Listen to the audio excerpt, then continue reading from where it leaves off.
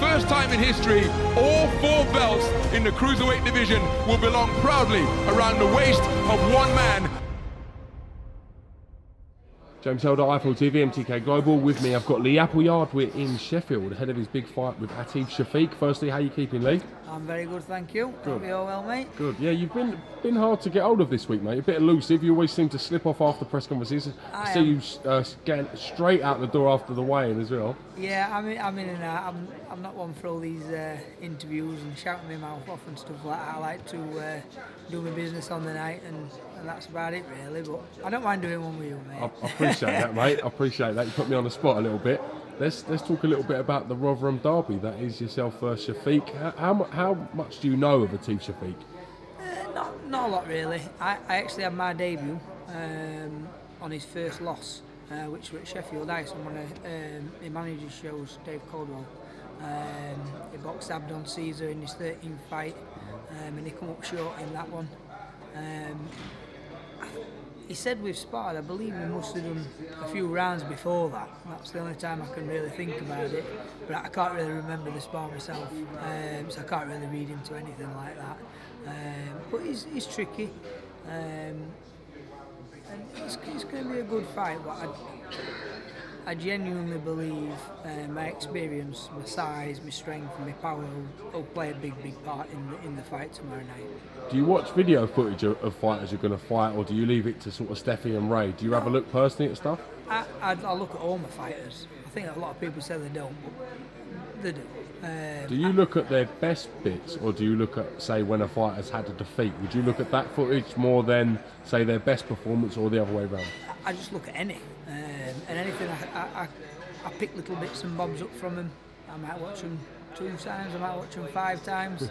I watch more of my own fights back as well, believe it or not, to see where I'm going wrong. That's the thing, what things I'm getting caught with, so I can go back to the gym and work out. I think that's more important. But I do look at my fighters, of course I look at things, but I do understand they'll be working on my negatives, and they're going to be, what you call it, working hard to correct their negatives as well. So what I look at and think that there's a problem, it might not be there on the night. They might have worked on it, and then obviously that play a part. What kind of fight do you think it'll be? Do you think it'll be a fan-friendly fight? Do you see it as more of a tactical matchup? How do you see this fight playing out? Genuinely, I really don't know. It's going to be a case of let's see what happens in the first round. He says he's going to whoop my ass, he's going to give me a beating, I'm basic fighter, and if he does genuinely believe all that, he's in for a big shock tomorrow night, a big shock. I'm not saying he's good, I'm not saying he's bad.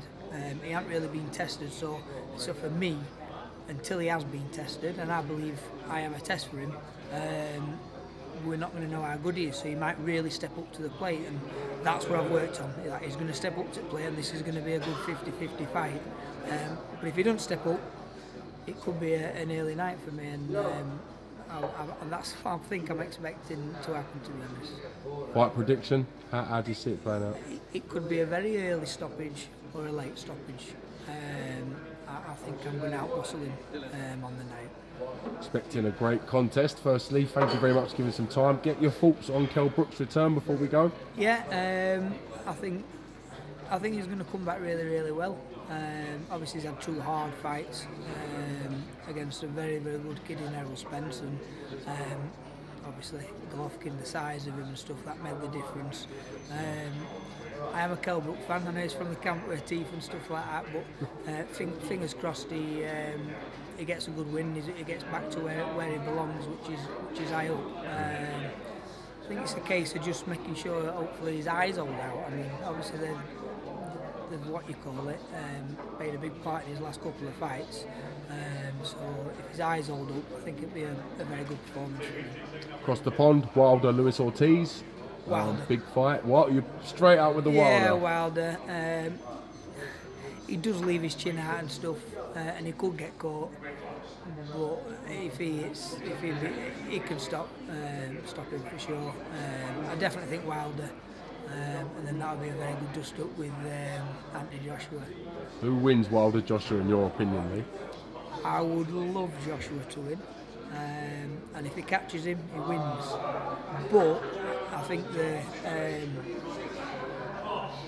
I'd have to go Wilder if I had to put money on it. I'd say Wilder. Just I think it'd be a bit more awkward, a bit more elusive. But I hope it's Joshua. Hopefully we get these big fights. If they both come through, they're relatively sort of respectful big fights as it is, then hopefully we can see them to get it on. There's some cracking fights out there to be had, so hopefully, like you said, that they come off and we're not waiting years like your Pacquiao and Mayweather's and stuff like that. People need to start getting pen to paper, getting these matchups done, because that's what it's all about. The APPLEYARD, thank you very much to RFL TV. Last word, any sponsors or anyone you want to say? Yeah, definitely. I've got a few on here, my newest one, but I've got ETDL, Elevation Training and Development Limited. They've been with me from the start, same as Bolton Family Butchers. Crossland Metals, they've recently come on board, fantastic. They've really helped me out with taking time off work to train, which has really, like I say, really helped me out. I've got Goose Lane Clinic, quite a few a day's fighters go there. Unbelievable. Any massages, anything I need, they're there at a click of a hat to help me out. I've got Thermoflex, again they're helping me out with my fuel and some expenses, and one that's not on here, which is Motor Brothers. They're recently joined. They are on another one, but I've got my old one on, and they're actually giving me some wheels, which is fantastic. Helps me out with my tax, my insurance, and that goes then towards my expenses with things. So without these guys, I won't be doing as well as I am, for sure. Spot on. See you tomorrow, Lee. Thank you very much for RFL TV. Cheers, champ. Cheers, buddy. First time in history, all 4 belts in the cruiserweight division will belong proudly around the waist of one man.